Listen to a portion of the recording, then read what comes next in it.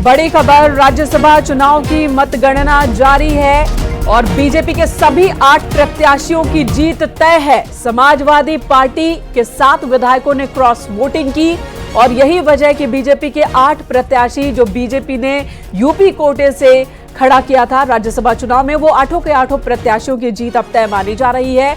राज्यसभा चुनाव अभी भी जारी है, लेकिन तय माना जा रहा है कि बीजेपी के सभी 8 प्रत्याशी जीतेंगे। वहीं समाजवादी पार्टी के 2 प्रत्याशियों को जीत मिलेगी। 395 विधायकों ने वोट किया है। एसपी के 7 विधायकों ने क्रॉस वोटिंग की है। 1 विधायक गैर हाजिर नहीं। राज्यसभा चुनाव की मतगणना जारी है। यूपी कोटे से 10 राज्यसभा सीट जिन पर मतगणना हो रही है, इस वक्त मतदान हुआ। और आपको बता दें कि बीजेपी दफ्तर में जश्न का माहौल है। बड़ी खबर इस वक्त, बीजेपी दफ्तर में जश्न का माहौल है, जश्न की तैयारी है। बीजेपी के सभी 8 उम्मीदवारों की जीत तय है। 395 विधायकों ने मतदान किया। बैलेट पेपर से वोटों की गिनती हो रही है। एसपी के 7 विधायकों ने क्रॉस वोटिंग की। बीएसपी विधायक ने भी बीजेपी उम्मीदवार को वोट कास्ट किया है। तो बड़ी खबर, उत्तर प्रदेश के लिए बड़ी खबर है, राज्यसभा चुनाव से जुड़ी ये बड़ी खबर है और लोकसभा चुनावों से जुड़ी भी बड़ी खबर है। लोकसभा चुनाव से पहले राज्यसभा चुनाव यूपी के 10 सीटों के लिए, और यूपी के 10 सीटों में बीजेपी ने 8 उम्मीदवार उतारे थे, जबकि समाजवादी पार्टी की ओर से 3 उम्मीदवार उतारे गए थे। एक सीट पर यहां पर वोटिंग की जरूरत पड़ गई, एक सीट की वजह से। और अब बताया जा रहा है कि बीजेपी का 8वां कैंडिडेट वो भी जीत जाएंगे, यानी कि बीजेपी के सभी 8 कैंडिडेट को जीत हासिल होगी राज्यसभा चुनाव में। जबकि समाजवादी पार्टी के कई विधायकों ने, 7 विधायकों ने पार्टी का खेल बिगाड़ दिया। समाजवादी पार्टी के 2 ही कैंडिडेट राज्यसभा जा सकेंगे इस बार।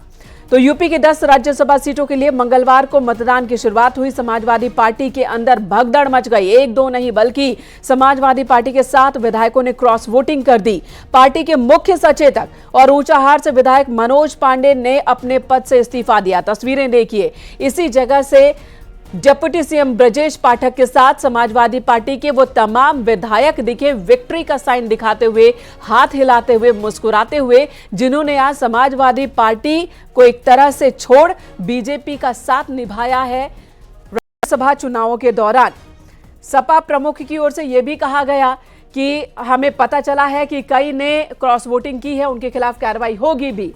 राजीव सिंह हमारे सहयोगी लखनऊ से इस वक्त हमारे साथ जुड़ चुके हैं।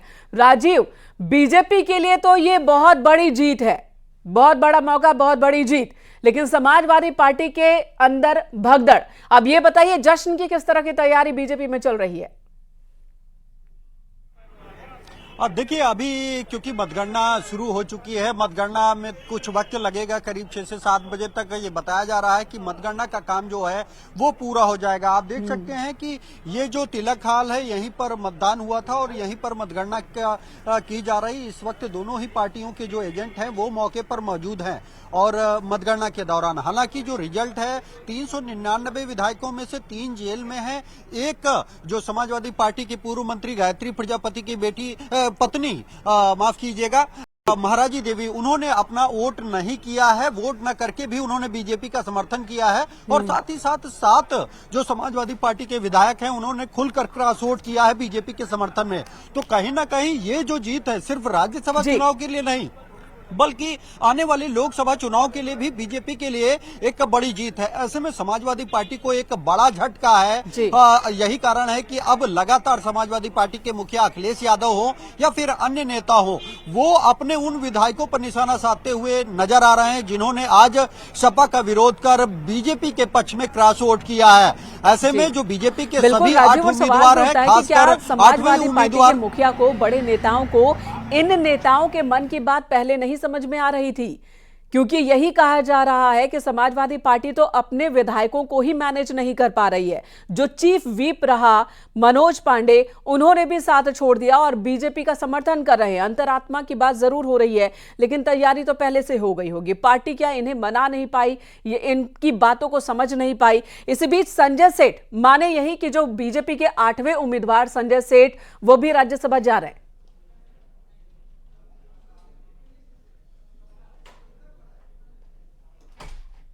मैदान में उतारा था और जो फिलहाल क्रॉस वोटिंग हुई है उसको लेकर ये साफ है कि संजय सेठ का भी चुना जाना लगभग तय है। और यही कारण है कि संजय सेठ भी अब से कुछ देर पहले न्यूज 18 से बात करते हुए उन्होंने पूरे कॉन्फिडेंस से कहा कि न सिर्फ वो बल्कि सभी बीजेपी के 8 उम्मीदवार जीत रहे हैं। हालांकि जैसा कि आप बात कर रहे थी कि समाजवादी पार्टी क्या इस चीज को भांपने में चूक गई कि उसके ही पार्टी में एक बड़ी सेंध लगने वाली है। आपने अगर गौर किया होगा तो बीते कई दिनों से लगातार, चाहे वो समाजवादी पार्टी के नेता मनोज पांडे हो, उनका वाकयुद्ध चल रहा था। समाजवादी पार्टी के पूर्व नेता स्वामी प्रसाद मौर्य से लगातार एक दूसरे पे कटाक्ष किए जा रहे थे। उस वक्त सपा मुखिया अखिलेश यादव शांत बैठे हुए थे। उसके बाद चाहे राकेश सिंह की बात हो, राकेश सिंह भी लगातार ये माना जा रहा था कि वो समाजवादी पार्टी छोड़ सकते हैं। और आज समाजवादी पार्टी को ये भरोसा नहीं होगा कि न सिर्फ 1-2 लोग बल्कि पूरे के पूरे 8 विधायकों ने समाजवादी पार्टी को छोड़कर बीजेपी के पक्ष में क्रॉस वोट किया है। तो ये कहीं न कहीं आने वाले लोकसभा चुनाव के लिए भी समाजवादी पार्टी को मंथन करना होगा कि अगर बहुत बड़ा झटका समाजवादी पार्टी के लिए और बहुत बड़ा खतरे की घंटी भी इसे कह सकते हैं। सचेत हो जाना होगा समाजवादी पार्टी को, मुखिया अखिलेश यादव को। अनुपम इस वक्त हमारे साथ जुड़ चुके हैं। अनुपम, समाजवादी पार्टी के राकेश पांडे, राकेश प्रताप सिंह, अभय सिंह, विनोद चतुर्वेदी, मनोज पांडे, महाराजी देवी, पूजा पाल, आशुतोष मौर्य, महाराजी देवी गैर हाजिर जरूर रही हैं, लेकिन बाकी सबने एनडीए कैंडिडेट को वोट कर दिया है। समाजवादी पार्टी के मुखिया के लिए 2024 से पहले यह कितना बड़ा झटका है?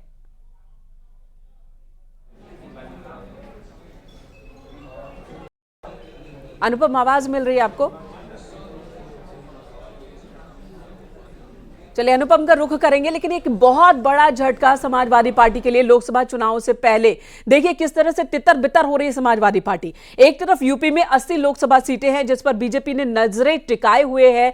बीजेपी माइक्रो मैनेजमेंट कर रही है इस वक्त, लेकिन समाजवादी पार्टी की स्थिति यह है, जो सबसे प्रमुख विपक्षी दल बीजेपी के सामने उत्तर प्रदेश में, उसकी स्थिति यह है कि वो अपने विधायकों को ही मैनेज नहीं कर पा रही है। और जिसकी तस्वीर इस वक्त हम आपको दिखा रहे हैं, आपकी आवाज मिल रही है, एंकर की आवाज नहीं मिल रही, बार-बार कह रहे हैं। बीजेपी के नेताओं के साथ समाजवादी पार्टी के ये विधायक नजर आ रहे हैं, जो इस वक्त आप जिनको टीवी स्क्रीन पर देख रहे हैं, यही वो लोग हैं जिन्होंने समाजवादी पार्टी को छोड़ राज्यसभा चुनाव के दौरान वोटिंग की है एनडीए कैंडिडेट के पक्ष में।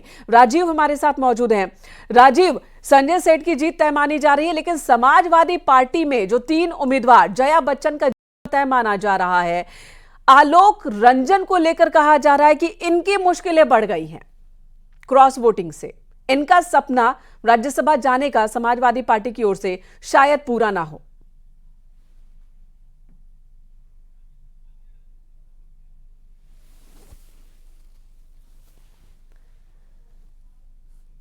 बिरादरी को हैं। दूसरी ओर जया बच्चन जो कि समाजवादी पार्टी के वरिष्ठ नेता हैं और 5वीं बार उनको राज्यसभा भेजा है। तीसरे उम्मीदवार जो पूर्व मुख्य सचिव आलोक रंजन थे, उनको समाजवादी पार्टी ने बनाया था, लेकिन बीच में ही पल्लवी पटेल जो कि समाजवादी पार्टी से विधायक हैं, उनके विरोध के बाद उन्होंने ये साफ किया कि अखिलेश यादव जिस पीडीए की बात करते हैं उस पीडीए का प्रतिनिधित्व ऐसे चुनाव में नहीं देते हैं, जिसके चलते जो पहले 2 वरीयता थी उसमें रामजी लाल सुमन को तय किया गया, दूसरे नंबर पर जया बच्चन को तय किया गया और तीसरे नंबर पर आलोक रंजन को रखा गया। तो 2 उम्मीदवारों को जीतना तय है। रामजी लाल सुमन को राज्यसभा जाना समाजवादी पार्टी से तय है, जया बच्चन को तय है, लेकिन जो तीसरे उम्मीदवार हैं उनको एक बड़ा झटका लग सकता है। आलोक रंजन का जो सपना राज्यसभा जाने का था वो टूट सकता है, क्योंकि समाजवादी पार्टी के ही विधायकों ने बीजेपी के पक्ष में क्रॉस वोट किया है। तो ऐसे में ये सिर्फ राज्यसभा चुनाव के लिए नहीं बल्कि आने वाले 2024 के लोकसभा चुनाव के लिए भी समाजवादी पार्टी को एक बड़ा झटका है, क्योंकि आने वाले दिनों में यही समाजवादी पार्टी के विधायक समाजवादी पार्टी के खिलाफ फील्ड में भी नजर आएंगे, ताल ठोकते हुए नजर आएंगे। तो ऐसे में अब अखिलेश यादव को एक और जहां अपने ही नेताओं के विरोध से निपटना होगा, वहीं दूसरी ओर बीजेपी से निपटने के लिए एक युद्ध स्तर पर तैयारी करनी होगी। तो ऐसे में देखना यह होगा कि क्या जो रिजल्ट राज्यसभा चुनाव में अब से कुछ ही देर बाद आने वाला है वही 2024 में भी आएगा, या फिर कुछ समाजवादी पार्टी की हालत में सुधार देखते हुए नजर आएगा। हालांकि इस दौरान कई जो विधायक हैं समाजवादी पार्टी के, पल्लवी पटेल जिनका ने बहुत हॉट टॉक भी अखिलेश यादव के साथ किया। हालांकि उन्होंने सपा कैंडिडेट के पक्ष में ही वोट किया, लेकिन सिर्फ एक वोट किया और वो वोट किया सुमन के लिए, रामजी लाल सुमन के लिए, ना तो आलोक रंजन के लिए, नया जया बच्चन के लिए। एक गुंजाइश उन्होंने बचा रखी है, क्या ये प्रेशर पॉलिटिक्स कह सकते हैं पल्लवी पटेल का? 24 से पहले, लोकसभा चुनाव से पहले कुछ अपने फेवर में कोई फैसले करवाने के लिए? देखिए, यकीनन जो हमारे सूत्र बताते हैं कि पल्लवी पटेल भी ये चाहती थी कि जो लोकसभा चुनाव है उसमें उनकी मां को जो है लोकसभा चुनाव का टिकट दिया जाए, लेकिन समाजवादी पार्टी इस मुद्दे पर उनसे बात करने को तैयार नहीं थी। और यही कारण है कि बीते दिनों जहां स्वामी प्रसाद मौर्य एक बार समाजवादी पार्टी के खिलाफ खुलकर मोर्चा खोलते हुए नजर आ रहे थे, तो उसी वक्त पल्लवी पटेल ने भी ये साफ कर दिया कि वो किसी भी कीमत पर पीडीए के अलावा किसी को अपना समर्थन नहीं देंगी। और यही कारण है कि समाजवादी पार्टी के सामने ये चुनौती भी बनी कि अगर पल्लवी पटेल का वोट लेना है तो वो किसी भी हालत में ना तो जया बच्चन को वोट करेंगी और ना आलोक रंजन को वोट करेंगी। तो उनका जो वोट निर्धारण तय किया गया था कि वो रामजी लाल सुमन को वोट करेंगी, क्योंकि वो दलित बिरादरी का प्रतिनिधित्व करते हैं। आज भी अखिलेश यादव से जब पल्लवी पटेल की बात हुई तो हॉट टॉक हुआ और यहां तक बताया जाता है कि अखिलेश यादव ने उनसे ये कह दिया कि हमें आपकी वोट की जरूरत नहीं है, आप मुझे वोट मत दीजिएगा। लेकिन क्योंकि पल्लवी पटेल के पास दूसरा कोई विकल्प नहीं था। ठीक है, राजीव बने रहे हमारे साथ, राजीव बने रहे हमारे साथ। ऐसे में उन्होंने, तो जाहिर सी बात है समाजवादी पार्टी के लिए ये बहुत बड़ा झटका है कि समाजवादी पार्टी के एक दो नहीं बल्कि 7 विधायक क्रॉस वोटिंग कर देते हैं। साथ ही जो सहयोगी दल हैं उनके विधायक भी आंखें दिखाते हैं। अखिलेश यादव ने जहां एसपी के बागी विधायकों पर हमला बोला, तो वहीं यूपी के डिप्टी सीएम ब्रजेश पाठक ने एनडीए के सभी उम्मीदवारों की जीत का दावा कर दिया और उनका कहना है कि समाजवादी पार्टी ने 3 कैंडिडेट खड़ा कर वक्त की बर्बादी की है सिर्फ। सुनिए सर। थोड़ा साइड में लो। अरे साहस की जरूरत है। पल्लवी पटेल भी लड़ा।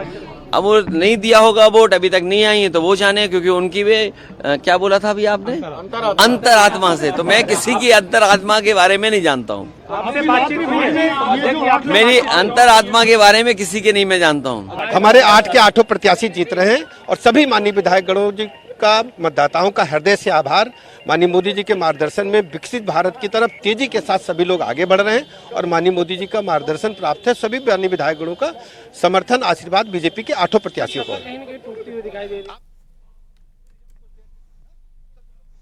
उधर समाजवादी पार्टी के प्रोफेसर रामगोपाल यादव ने राज्यसभा चुनाव में विधायकों की खरीद फरोख्त का आरोप लगाया, जिस पर यूपी सरकार के मंत्री सुरेश खन्ना ने पलटवार किया। कहा कि जब कोई पार्टी चुनाव हारती है तो इसी तरह के गलत आरोप लगाती है। क्रॉस वोटिंग नहीं हो रही, सब दिखा के वोट दे रहे हैं, सब दिखा के, जो गए हैं उन्हें भी दिखा के, सतपाल को दिखा के समाजवादी पार्टी को वोट दे रहे हैं। तो ये क्यों गए हैं सर, कुछ इस तरीके से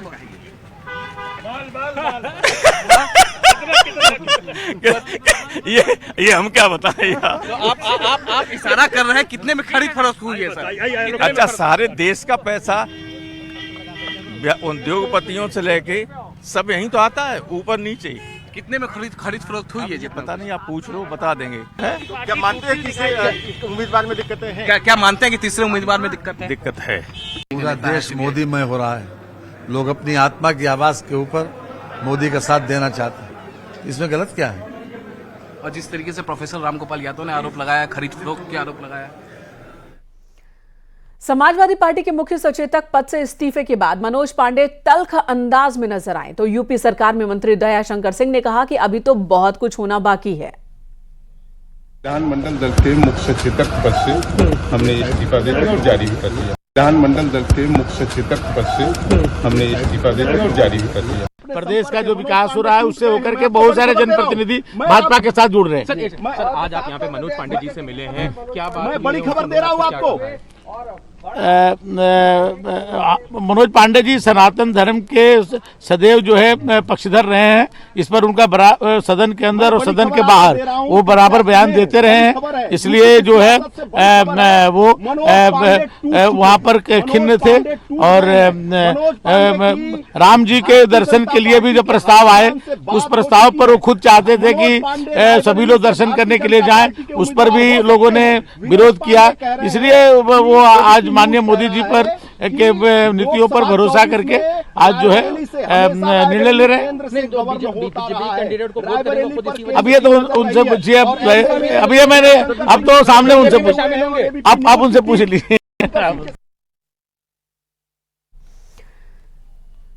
वहीं राजा भैया ने भी कहा कि वो पहले से ही बीजेपी के पक्ष में वोटिंग की बात कह चुके हैं। हम लोगों ने भाजपा के पक्ष में मतदान करने का पहले से ही मन बना रखा था, आपसे भी बताया था हमने और वही किया। और इस वक्त हमारे साथ न्यूज रूम से अनुपम जुड़ चुके हैं, हमारे सहयोगी लखनऊ से राजीव हमारे साथ मौजूद है। हलचल लखनऊ से लेकर दिल्ली तक देखने को मिल रही है। अनुपम, कितना बड़ा ये झटका है समाजवादी पार्टी के लिए? यूपी में 10 लोकसभा सीटें हैं, उससे पहले माफ कीजिएगा 80 लोकसभा सीटें, उससे पहले 10 राज्यसभा सीट को लेकर वोटिंग होती है, लेकिन उस 10 राज्यसभा सीटों में जितने कैंडिडेट, 3 कैंडिडेट एसपी उतारती है, तीनों को जितवा नहीं पाती।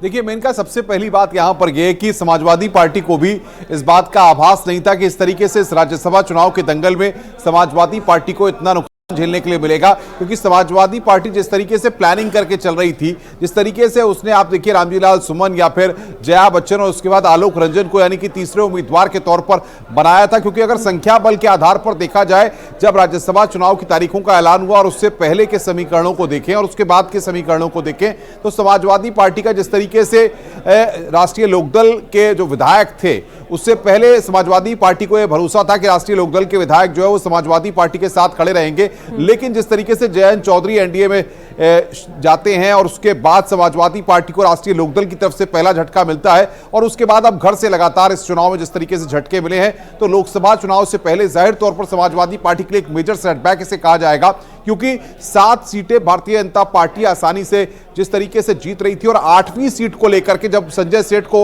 उम्मीदवार बनाया गया, तभी यहां पर लगने लगा था कि भारतीय जनता पार्टी 8वीं सीट पर जद्दोजहद कर देगी। और आपने देखा होगा पिछले लगातार 4-5 दिन से जिस तरीके से भारतीय जनता पार्टी के चाहे प्रदेश अध्यक्ष हो या कुछ एक मंत्री जिस तरीके से कवायद कर रहे थे और नेताओं से मिलने का सिलसिला लगातार जारी था, उससे इस बात की कहीं ना कहीं आहट थी कि समाजवादी पार्टी के अंदर से कुछ हलचल देखने को मिल सकती है, कुछ विधायक भारतीय जनता पार्टी के संपर्क में होंगे। और जिस तरीके से आज 7 विधायकों ने क्रॉस वोटिंग की है और जिस तरीके से, लेकिन वक्त रहते पार्टी के मुखिया इस बात को समझ नहीं पाए, यही वजह कि समाजवादी पार्टी को इतना बड़ा नुकसान मिला है। अनूप गुप्ता इस वक्त न्यूज रूम से हमारे साथ जुड़ चुके हैं। अनूप जी, दिल्ली की नजर पूरे भारत पर है। अगर हम बीजेपी की बात कर लेते हैं तो सीधे दिल्ली से फैसला होता है, एग्जीक्यूशन वहां पर होता है।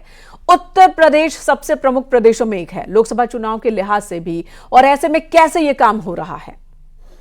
देखिए मेनका, सबसे पहले आपको बता दूं कि जिस तरीके से परिणाम सामने आ रहे हैं राज्यसभा चुनाव के, वो पहले से बीजेपी ने जब अपना 8वां उम्मीदवार उतारा था तो उस समय से ही जो हमारे बीजेपी नेताओं से बात हो रही थी, उनका कहना था कि आसानी से जो है वो 8वां उम्मीदवार जो है उत्तर प्रदेश में उनकी जीत मिलेगी, क्योंकि समर्थन उनको बहुत ज़्यादा मिल रहा है। जिस तरह से आप जिस सवाल का जिक्र कर रही हैं, जिस बात का जिक्र कर रही हैं, बीजेपी ने इसी उत्साह में बीजेपी इस बार 80 के 80 लोकसभा सीटों को कैसे जीता जाए इसका लक्ष्य तैयार कर लिया है। और हमने देखा कि पिछले लगातार दिनों में लगातार जो बैठकों का दौर है वो लखनऊ से लेकर दिल्ली तक लगातार बैठकें हो रही है। राज्यसभा जो चुनाव के जो परिणाम है वो एक तरह से कह सकते हैं कि ट्रेलर है, और दूसरी तरफ समाजवादी पार्टी के लिए एक तरह से कह सकते हैं कि बीजेपी के लिए, बीजेपी की तरफ से एक नसीहत भी है कि किस तरीके से लगातार जो है वो पार्टी रणनीति किस तरह से बनाती है,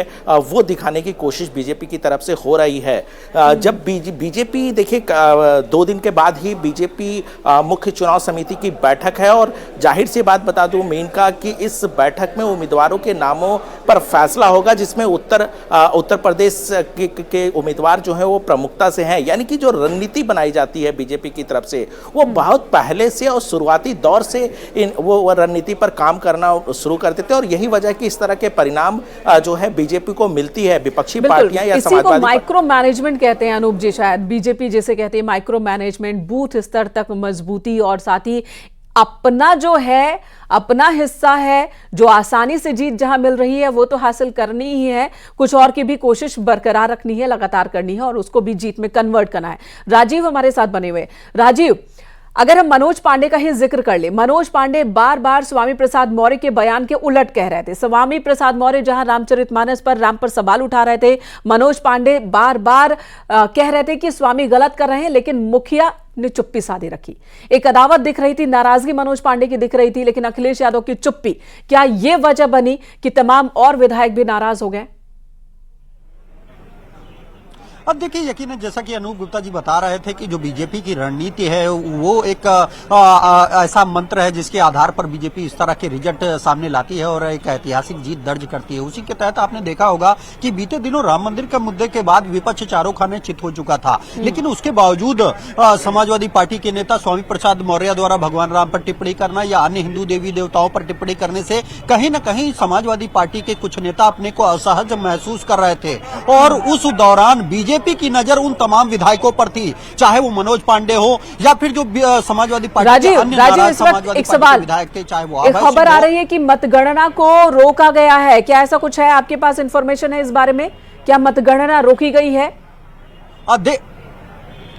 अब देखिए, इस वक्त आप देख सकते हैं कि मैं विधानसभा में खड़ा हूं, जहां पर इस वक्त राज्यसभा की मतगणना चल रही है। कुछ देर के लिए मतगणना रोकी गई थी, लेकिन एक बार फिर से शुरू हो चुकी है, क्योंकि दोनों पक्षों के जो एजेंट थे उनके विरोध के बाद ये रोकी गई थी। लेकिन अब एक बार फिर से सामान्य ढंग से जो मतगणना है वो शुरू हो चुकी है और उम्मीद जताई जा रही है। वोट को लेकर था कि किस तरह से मतगणना कराई जाए, पहले प्रथम वरीयता गिने जाएं या दूसरे वरीयता के गिने जाएं। प्रथम वरीयता के जो वोट हैं उनमें से भी एक जो बसपा के उम्मीदवार हैं जगदीश राय, जो बसपा के विधायक हैं, उनके द्वारा एक क्रॉस वोट समाजवादी पार्टी के पक्ष में किया गया था, जिसे वैध और अवैध करने को लेकर भी विरोध जताया गया था। तो अब देखना होगा कि उस पर क्या डिसीजन होता है। वो अगर वैध माना जाता है तो कहीं न कहीं सुबसपा का एक विधायक जो है उसका वोट समाजवादी पार्टी के पक्ष में गिना जाएगा। ऐसे में ये फैसला जो यहाँ पर निर्वाचन कमेटी है वो करेगी, लेकिन फिलहाल जो है मतगणना दोबारा शुरू हो चुकी है और उम्मीद यही जताई जा रही है कि अब से कुछ देर बाद जो राज्यसभा की मतगणना है वो पूरी करने के बाद राज्यसभा में विजयी उम्मीदवारों के नाम का ऐलान कर दिया जाएगा। दूसरी ओर जैसा कि रणनीति की आपने देखा होगा कि आज खुद उत्तर प्रदेश के मुख्यमंत्री योगी आदित्यनाथ विधानसभा में बैठकर वो एक एक वोट को ये सुनिश्चित कर रहे थे ताकि 8 के 8 उम्मीदवार जीतकर सदन राज्यसभा उच्च सदन में जा सकें। और आपने देखा होगा कि जो विधायक जिन पर थोड़ा ये था कि ये नहीं डाल सकते, चाहे वो आरएलडी के हों, आरएलडी के विधायकों ने वोट डालने के बाद मुख्यमंत्री से मुलाकात की। उसके बाद जो अन्य उनके सहयोगी संगठन के विधायक थे उन्होंने भी मुलाकात की। यहां तक कि जो समाजवादी पार्टी के बागी विधायक थे वो भी मंत्री दयाशंकर सिंह के साथ जाकर मुख्यमंत्री योगी आदित्यनाथ से मुलाकात की। आपने बीते दिनों देखा होगा कि राजा भैया से समाजवादी पार्टी के प्रदेश अध्यक्ष मुलाकात करने उनके घर पहुंचे थे। उसके बाद ये एक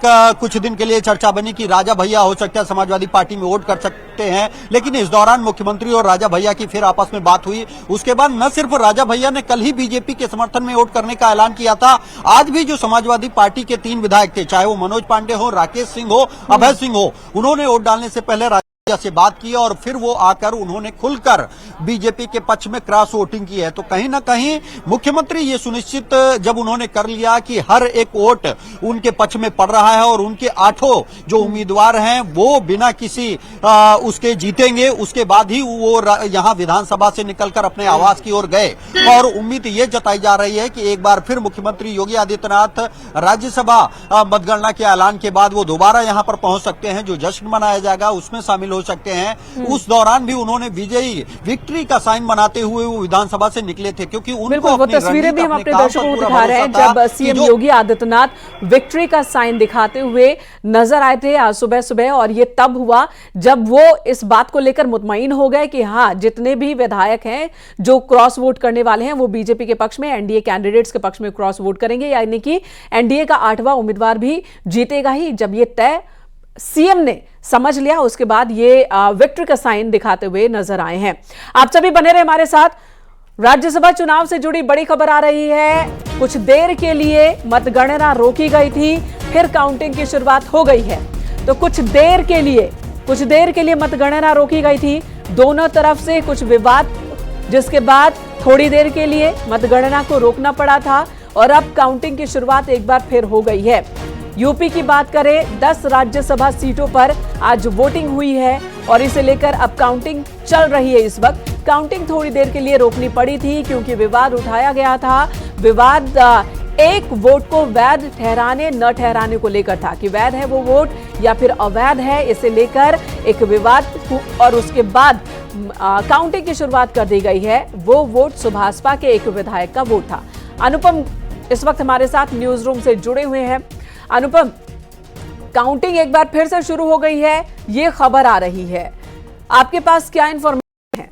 कब तक ये काउंटिंग पूरी हो जाएगी, उसके बाद का आंकड़ा क्या होगा? जश्न की तैयारी तो बीजेपी दफ्तर में हो रही है। अभी तक जो तस्वीर उभर कर से सामने आ रही है, कुछ ही देर के लिए आपको बता दें कि काउंटिंग वहां पर रोकी गई थी, लेकिन फिलहाल जिस तरीके से दोनों पक्षों की तरफ से जो कुछ बातें कही गई उसके बाद थोड़ी देर के लिए काउंटिंग रोकी गई। लेकिन फिलहाल जो अपडेट है वहां पर काउंटिंग शुरू हो चुकी है, जैसा कि राजीव भी अभी बता रहे थे। और सबसे महत्वपूर्ण यह कि कुछ ही देर के बाद, यानी कि आप मान के चलिए कि 20 से 25 मिनट का वक्त लग सकता है और उसके बाद पहला नतीजा यहां पर सामने आएगा और उस पहले नतीजे के बाद से ही लगातार जो नतीजे हैं वो आने शुरू हो जाएंगे।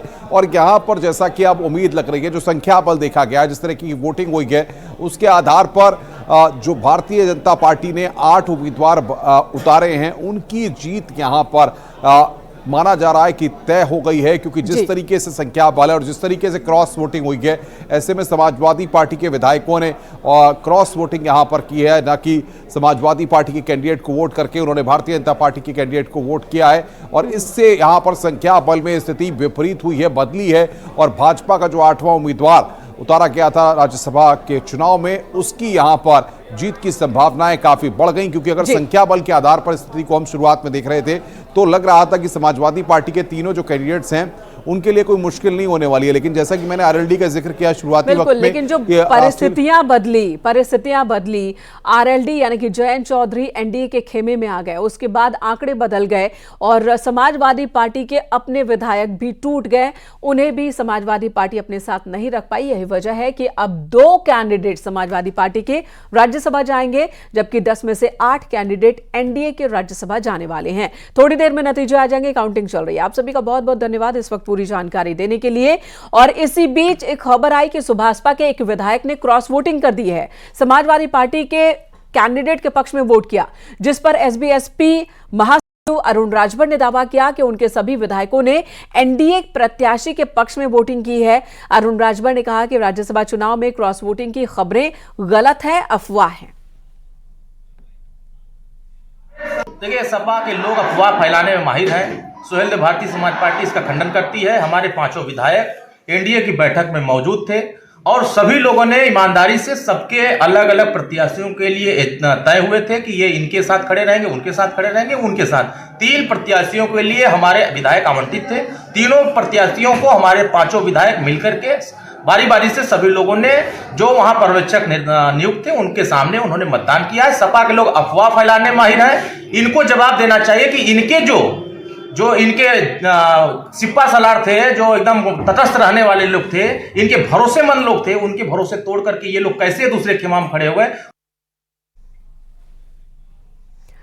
तो काउंटिंग चल रही है, थोड़ी देर में नतीजे आ जाएंगे। वहीं बीजेपी दफ्तर में जश्न की तैयारी अभी से ही है। रुकेंगे एक छोटे से ब्रेक के लिए, खबरें जारी।